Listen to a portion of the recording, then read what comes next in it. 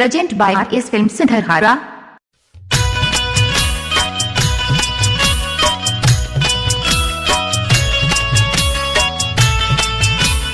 Presented by NP Music World. Recording और mixing Sangeeta studio Musehri बाजार।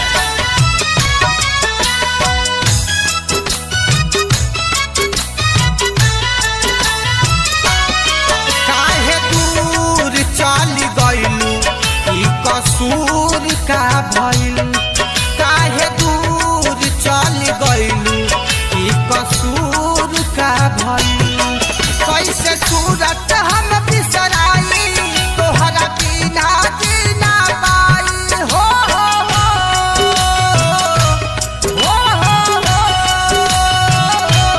कैसे सूरत हम बिसराई तोहरा बिना जीना पाई, तोहरा बिना रात जिंदगी बिरान मोर भइल। काहे दूर चल गइलू ई कसूर का भइल, काहे दूर चल गइलू ई कसूर का भइल।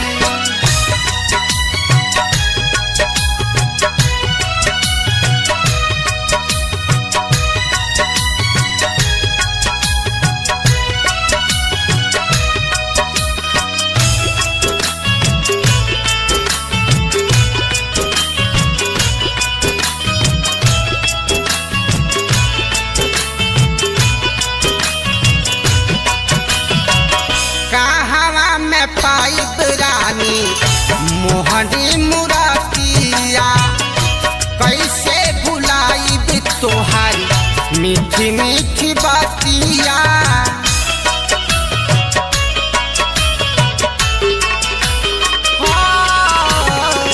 कहवा में पाइब रानी मोहनी मुरातिया, कैसे भुलाइब तोहारी मीठी मीठी बातिया। सारा सपना सजावल चकनाचूर भइल, काहे दूर चल गइलू ई कसूर का भइल, काहे दूर चल गइलू ई कसूर का भइल।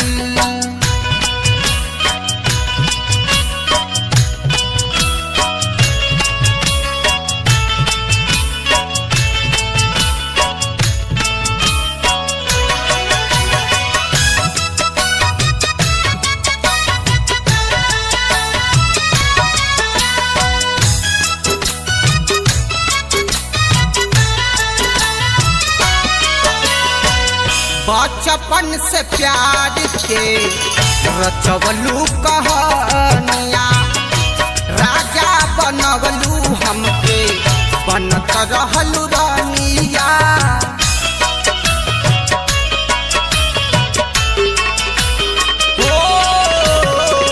बचपन से प्यार के रचवलू कहानिया, राजा बनवलू हमके बनत रहलू रानिया।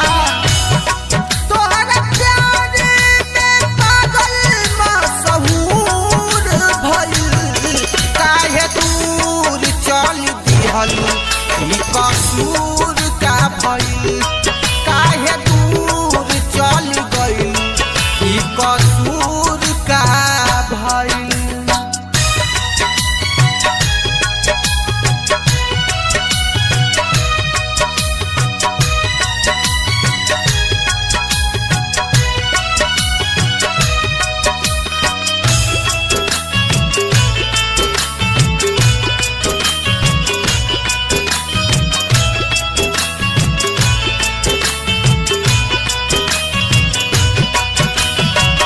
बिपिना बेदराती से कोई दिहलु घात हो, माधव विवेक के धैली हलु हाथ हो।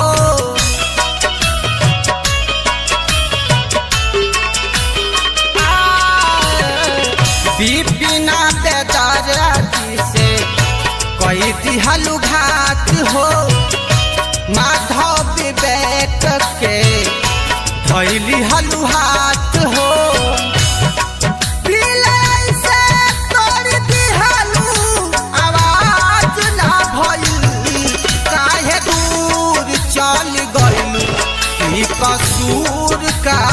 भइल काहे दूर चल गइलू ई कसूर का भइल कैसे सूरत हम बिसराई तोहरा बिना जीना पाई हो